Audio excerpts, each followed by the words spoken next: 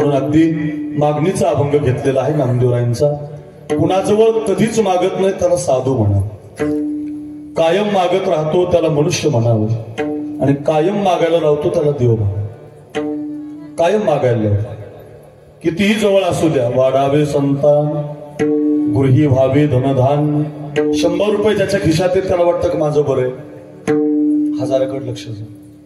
ज्याच्याकडे 1000 रुपये त्याला वाटतं की माझं बरं आहे, 10,000कडे लक्ष जातं. ज्याला रोज 10,000 मिळतात त्याला वाटतं की माझं बरं आहे, 25,000कडे लक्ष जातं. 25,000 घेणारे काय कमी आहेत का, 45कडे लक्ष जातं. 45 घेणारे काय कमी आहेत का, 1 लाखाकडे लक्ष जातं. 1 लाख रुपये कमवणारे कमी माणसं नाहीत आपल्या देशात, 5 लाखाकडे लक्ष जातं. 5 लाख कमवणारे कमी नाहीत, 10 लाखाकडे लक्ष जातं. 10 लाख कमवणारे खूप माणसं मी पाहिलेत मुंबई पुण्याला, एक 50 लाखाकडे लक्ष जातं, 1 कोटीकडे लक्ष जातं, वाढतच जातं. विष्णुरती शतम दशशश शतम लक्षम सहस्राधिको लक्षेशाम क्षितिपालकाम सुरपते ब्रह्मापदम वांछति ब्रह्मा शैवपदम शिव हरिपदम आशामधिको गता. काय शब्द आहेत बघा. इच्छाच्या आशेनं, मागणीच्या अपेक्षेनं आपण मागत राहतो, मिळत कधीच नाही. या संसारात कधीच कोणाला काही मिळालं नाही. आतापर्यंत सगळ्यात श्रीमंत संसार रावणाचा होता. 7 कोटी घरं सोन्याची रावणाच्या लंकेमध्ये. किती आहेत? 7 कोटी सोन्याची. प्लास्टर, विटा, पत्रे, कौलं, छपरा, बंगला आपल्या घरी राहू. किती घर आहे? 7 कोटी सोन्याची. प्लास्टरची नाही, विटाची नाही, पत्र्याची नाही, कौलाची नाही, छपराची नाही, कोठा नाही. 7 कोटी सोन्याची. 60,000 रुपये तोळा आहे, 6,000 रुपये ग्रॅम येतो सोनं. अशा सोन्याची, शुद्ध कांचनाची 7 कोटी. तुकोबारांनी वर्णन केलं तुकाराम महाराजांनी. एवढा श्रीमंत रावण, त्या रावणानं पहिली मागणी केली संसारात, समुद्राचं पाणी गोड केल्याशिवाय राहणार. झालं का? झालं असतं तर टँकरची पारी आली नसते आपल्याला. मुख्यमंत्र्यांनी आपल्याला समुद्रावरूनच पाईपलाईन करून दिली. नाही झालं. रावणाची दुसरी मागणी आहे संसारात, मी सोन्याला सुगंध आणला. आलाच असता वास तर वासावर अंगठ्या आले असते, नाही आले. रावणाचा तिसरा एक मागणी आहे, स्वर्गाला शिडी लावे. लावलीच असती शिडी तर आपले पोरं संभाजीनगरला, जालन्याला, भोकरदनला, टॉकीजला पिक्चर पाहायला गेले नसते. पोरं शिडी शिडी स्वर्गातल्या रंबापसाराच पाहून आले असते. नाही जमलं गड्या. जिथं 7 कोटी सोन्याची घरं आहेत टाकळीकर, त्या रावणाची जर एकही मागणी पूर्ण होत नाही, आपल्याला 2 एकर जमीन. लय जास्त पाऊस झाला तरी काही येत नाही, लय कमी पडला तरी काही येत नाही. सांगूच आणखी काय, एक चिपडी बायको आहे, चिपडी बायको आणि 2 शेंबडे पोर. मला पण 2च शेंबडीचे. काही काही सर्व सुखाची आशा जन्म गेला, क्षण एक मुक्ती यज्ञ नाही केला. हिंडता दिशाशी न पावला, माया वेष्टीला जीव माझा, माझे स्वहित नेरती कोणी. संसार जगवतो तुझा, तू कधी पूर्ण करत नाही. तू एकही व्यक्ती जगात असा नाही की त्याचा संसार पूर्ण झाला, त्याची मागणी पूर्ण झाली. म्हणून साधू कधीच मागत नाही. बरं, कायम मागतो. तो मनुष्य आहे, पूर्ण होत नसेल तरी मागतो. माझं चांगलं झालं पाहिजे, माझं घर असलं पाहिजे, कायम मागतो. मनुष्य मागतो, कधीच कुणाजवळ मागत नाही. तो साधू असतो आणि कायम मागायला लावतो, तो भगवान असतो. प्रश्न असा आहे, साधू जर मागत नाही तर मागणीचा अभंग कसा तयार झाला? साधू जर मागत नाही तर ह्याची देवा पै मागत आजचा अभंग आहे. साधू जर मागत नाही तर ह्याची दान देगा देवा, मागणे ते तुझ प्रती आहे देवा, एके विनंती. लाखांनी अभंग आहेत मागणीचे. हे कसं काय तयार झाले? त्याचं उत्तर आहे, मागण्यासाठी आधी आपण द्यावं लागतं. सप्त्याची वर्गणी दिली म्हणजे हिशोब मागता येत. पुन्हा ऐका वाक्य, काय काय काय, अगोदर वर्गणी द्यावी आणि मग हिशोब मागा. काहीच दिलं नाही, हिशोब असं बांधून हाणायचं. कसं चालेल तसं? आधी दिलं पाहिजे, आधी दिलं पाहिजे. ये थामाम प्रपद्यन्ते तंस्तथैव भजाम्यहम् वर्तमान वर्तन्ते मनुष्या पार्थ सर्वशा. अया माझी सायुज्याची चाड तरी तेची पुरवी कोड. का सेवा म्हणतात तरी आड प्रेमसुये. ऐसा मनी जो जो धरते भावो तो तो पुढा पुढा लागे तया देवो. आणि दर्याचा निर्वाह होतो ही मिची करी. हा योगक्षेमो आगवा तयांचा मजची पडिला पांडवा. जयाचिया सर्व भावा श्रयोमी. किती ओव्यात अनन्य चिंतयंतो माम ये जना पर्युपासते तेषां नित्याभियुक्तानां योगक्षेमं वहाम्यं. पाठे आपल्या कशासाठी सांगतो हो. मग तुम्ही एकदा दिलं की लाखो हाताने देव तुम्हाला देईल. आधी दिलं पाहिजे. साधू संतांनी काय दिलं बघा. थोडीशी कथा ऐका. ती शबरी माता आहे. ती शबरी माता वनवासामध्ये राहते. माहितीये तुम्हाला शबरी? सगळ्याला माहिती. दोन लोक सगळ्यांना माहिती. सुदामा सगळ्याला माहिती, शबरी सगळ्यांना माहिती. सगळ्या कीर्तनकारांनी सांगितलेलं आहे सुदामा आणि शबरी. त्याच्यातली शबरी भिल्ल समाजाची आहे. ऐका महिमावडीची ओ ऐका महिमावडी. ऐका महिमावडीची ऐका महिमावडी. एक काळ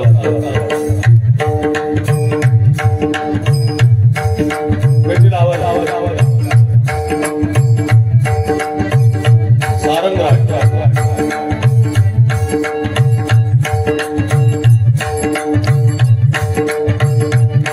भाव ऐका ऐका ऐका ऐका ऐका ऐका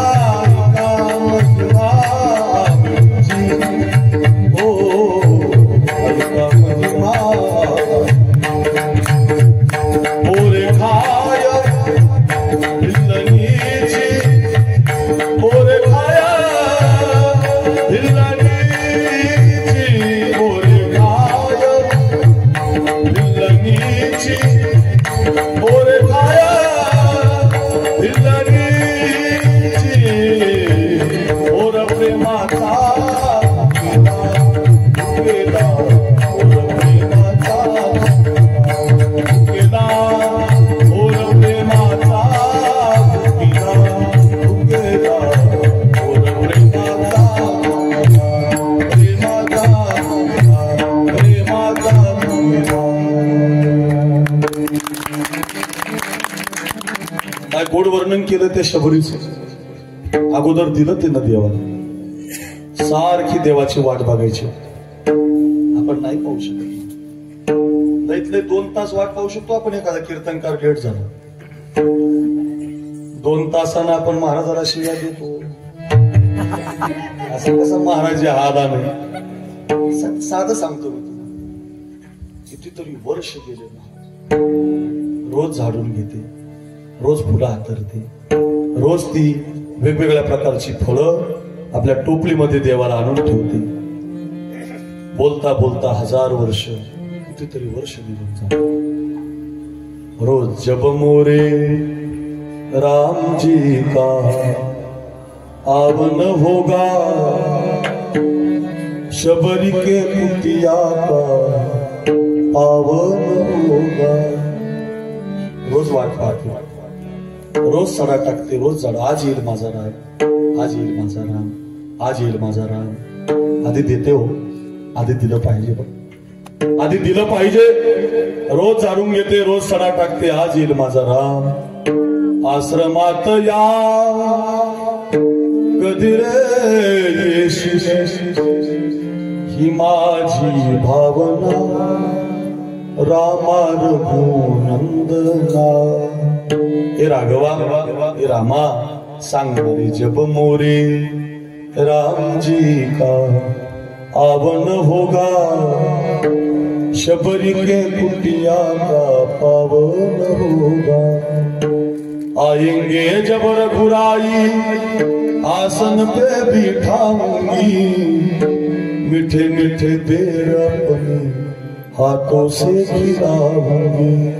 आएंगे जब रघुराई आसन पे बिठाऊंगी, मीठे मीठे बेर अपने हाथों से खिलाऊंगी, साथ साथ लखन जी का दर्शन होगा, मेरे प्यारे का। किती वाटी वाट असेल, रोज वाट पाहत, तिचा भाव बघा किती सुंदर आहे, रोज वाट पाहत. इकडं मात्र पहिल्या वरानं काही भरताला गादी मागते, दुसऱ्या वरानं रामाला वनवास मिळतो. प्रभू रामचंद्र अंगामध्ये वल्कल धारण करतात. बघा रे साधू कसा मंदिरातला देव घरी घेऊन येतो आणि मग त्याला मागण्याचा अधिकार मिळतो. कुणी मागावं आणि कुणी कसं मागितलंय, कथा फार लक्ष देऊन ऐका. वल्कांगा अंगामध्ये धारण केली आणि प्रभू रामचंद्र आता वनवासात निघून गेले. शबरी माता रोज वाट पाहते. एक दिवस झाडून घेता घेता, अंगण स्वच्छ करता करता विश्वाचा मालक तिच्या झोपडीवर जातो. इतका आनंद होतो तिला. आपल्या डोळ्यातले अश्रूने प्रभूचे पाय धुवून काढते ती शबरी. आसनावरती बसवते प्रभूला. आपली आणलेली उष्टी बोरं दातानं खाऊन आंबट एका चांगलीत पाहिलेली बोरं हातामध्ये देते. विश्वाचा मालक ती बोरं खातो. लखनजीला राग येतो. लखनजी काही खात नाही. मोठी कथा आहे रामायणातली. उलट ती बोरं भगवान आनंदाने खातात. शबरी माता रडायला लागते. शबरी माता ज्यावेळेला प्रभूकडे पाहते त्यावेळेला रामचंद्र त्या प्रभूला म्हणतात, रामचंद्र त्या शबरीला म्हणतात, काय देऊ शबरी तुला? काय आश्चर्य. आपण रोज मंदिरात जातो, रोज देवाला मागतो. इथं देवच शबरीच्या कुटियामध्ये गेला. इथं शबरी अयोध्येला आली असा एकही इतिहास नाहीये. आतापर्यंत तुम्ही 27 वर्ष झाले कीर्तन ऐकता टाळकरी मंडळी. एखादा कीर्तनकार म्हणला का तुम्हाला शबरी मातेनं पिशवी भरली ती वारीला गेली? आपल्या शबरी अयोध्येला आली असं कुठं लिखाणच नाही, होऊ शकत नाही. कोणताच रामकथाकार सांगू शकत नाही तुम्हाला. असंच सांगावं लागतं, विश्वाचा मालक शबरीच्या झोपडीत गेलाय. म्हणजे अर्थ काय? प्रथम भगती करू संतन संगा, दुसरी रती मम कथा प्रसंगा. श्रवण कीर्तन अर्चन वंदन नवविध प्रकारची भक्ती शबरीच्या कोट्यात जाऊन तिला दिली जाते. अर्थ असा आहे, साधू मंदिरात जात नाही, मंदिरातला देव साधूच्या घरी येतो. मागण्याची आस पाहे मुखाकडे, चिंतिल्या रोकडे मनोरथ. नामदेवराय रोज मंदिरात असायचे. देवाला नैवेद्य दाखवायचे, देवाला दूध पाजायचे. दूध पियो मोरे गोविंदला, दूध पियो मोरे गोविंदला, गोविंदला गोपाल लाला, गोविंद लाला गोपाल लाला, दूध पियो रे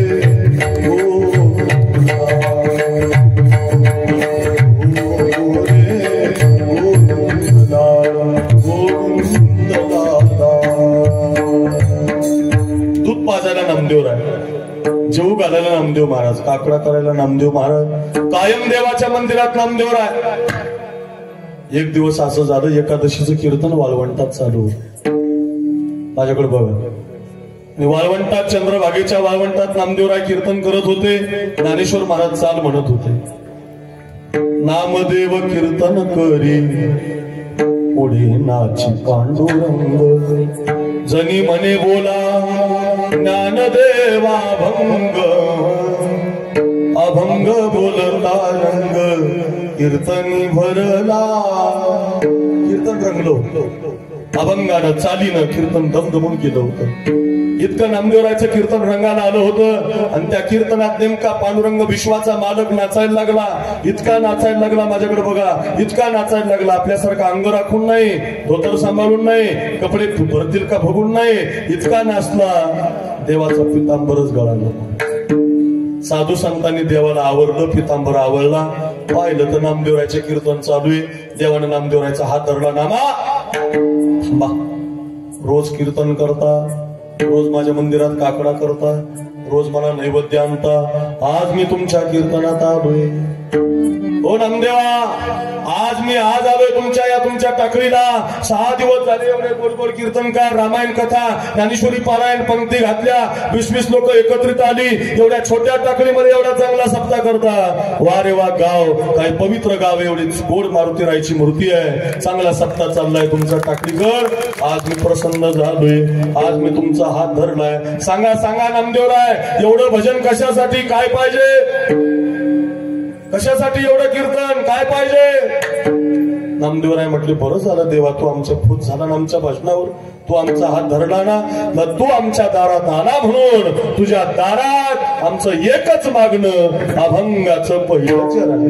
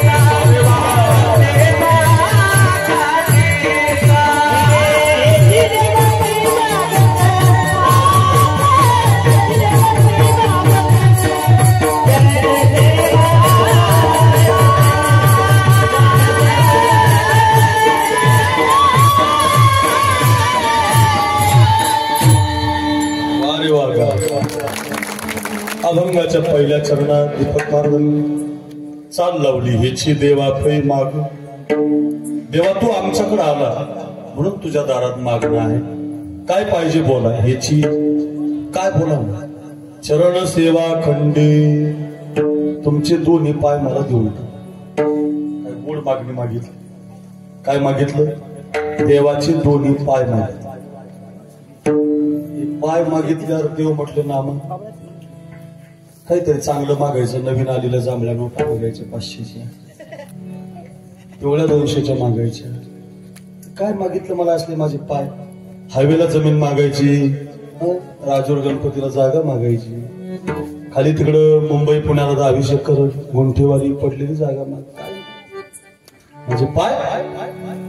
नामदेव महाराज म्हटले, देवा, या जगातल्या सगळ्या गोष्टीची ताकद एका बाजूला आहे, तुमच्या पायाची ताकद एका बाजूला आहे, म्हणून तुमचे पाय पाहिजे. काय माझ्या पायात? ऐका म्हटलं, एका साधूच्या संसाराचा दगड झाला होता. त्या साधूचं नाव गौतम ऋषी. त्यांना बायकोला श्राप दिला दगड ऋषी, आणि त्यांची बायको दगड झाली. रामचंद्र नावाचा अवतार तुम्ही घेतला, आणि त्या दगडाच्या जवळून जाता जाता तुमचा एक पाय त्या अहिल्या रूपी दगडाला लागला. तर दगडाची पुन्हा बाई झाली. शिळा होती मनुष्य झाली, ज्याच्या चरणाची चाली. तुमचा पाय लागल्याबरोबर दगडाची बाई होते. आतापर्यंत झाली का कोणाच्या पायात? जाऊन बघा बरं दगडाला पाय. तुमचा पाय फुटल पण दगडाची बाई नाही. अजून जगात देवा दगडाला पाय लागलाय, दगडाची बाई झाली असं एकही उदाहरण नाही. फक्त तुमचाच पाय दगडाला लागलाय. पदी लागता दिव्य होऊन गेली. तुमचा पाय लागल्याबरोबर दगडाची बाई होते. एवढीच ताकद तुमच्या पायात, कशाला दुसरं देता? चरण सेवा. तुमचे पाय देऊन टाका. तुम्ही पंढरपूरला जाता बऱ्याच मुलींनी पांडुरंग पाहिला असेल, बऱ्याच जणींनी पाहिला नसेल, बऱ्याच लोकांनी पाहिला असेल, बऱ्याच पोरांनी पाहिलं नसेल. काही काही गायक वादक कीर्तनकारांनी सगळ्यांनीच पाहिलं जाईल. पाहिलं पांडुरंग पाहिलंय. ज्यांनी पाहिलं नसेल त्यानं लवकर जा, म्हणजे मरायच्या आधी जा. मरायच्या आधी एकदा पांडुरंग पहा. जगामध्ये तसा देव नाही बरं. उदंड पाहिले उदंड ऐकिले, उदंड वर्णिले क्षेत्र महिने, ऐसी चंद्रभागा ऐसे भीमाती. केदारराज ऐसा विटेवर देव कोठे. असा विश्वाचा मालक पुढे आहे. विटेवर समचरण दृष्टी, विटेवरी साजिरी, तेथे माझे हरिवृत्ती राहू. आहे का साधी इतका गोड देव. तुका म्हणे आम्हाला पंढरी निर्माण केली रे. आपल्यासाठी आपल्या अनाथासाठी कोणतं देवस्थान योग्य आहे? फक्त पंढरी. वर्षातून एकदा तरी जा. पूर्वी दिंड्या जायच्या देवा, आताही जातात. आणि पूर्वीच्या दिंड्यात आणि आताच दिंड्यात लय फरक. पूर्वी दिंड्या गात जागा गात जागा गात जागा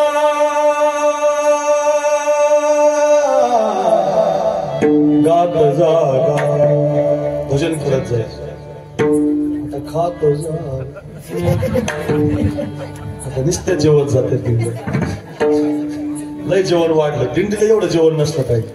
जितक्या पंक्ती वाढलं ना महाराज. टाकळीत पंगत झाली, बोरगाव टीव्हीत पंगत लागली. बोरगाव गेलं की केदार खेळायला पंगत लागली. केदार खेळा जात नाही तर पुढे एक चौफुला लागला तिथं पंगत लागली. ते जात नाही तर राजूर गणपतीला पंगत लागली. काय पंक्ती महाराज. या पंक्तीनं घोटाळा काय होतो? टाळकरी पुढच्या गावात, वाजिनाला मधल्या गावात, माग म्हणणारे त्याच्या मागच्या गावात, इने करीन त्याच्या मागच्या गावात. दिंडीला आनंद राहत नाही मला. तशी नव्हती. मी 18 वर्ष दिंडीत चाललो. मी आता जात नाही महाराज दिंडीत. खरंच नाही जात. तुम्हाला खोटं कशाला सांगेल. मी 18 वर्ष दिंडीत गेलो. असं चालायचो ना.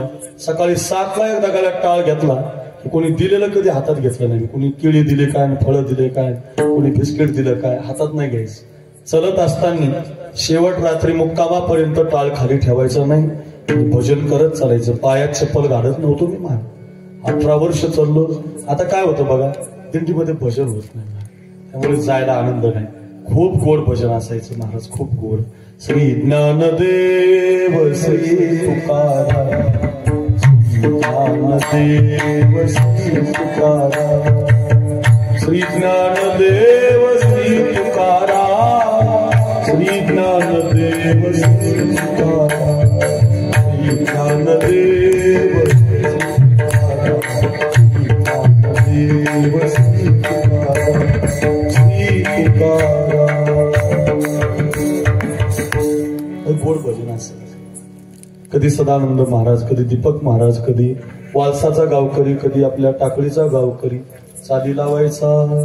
ज्ञानोबाराया माझ्या तुकोबाराया. मस्त गायला. ज्ञानोबाराया माझ्या तुकोबाराया, ज्ञानोबाराया माझ्या तुकोबाराया. कैवल्याचा पुतळा ज्ञानोबाराया, साधकाचा माय बाप ज्ञानोबाराया, विठोबाचा प्राण सखा ज्ञानोबाराया, सर्वा बुद्धी सुख रूप ज्ञानोबाराया, ज्ञानोबाराया माझ्या तुकोबाराया.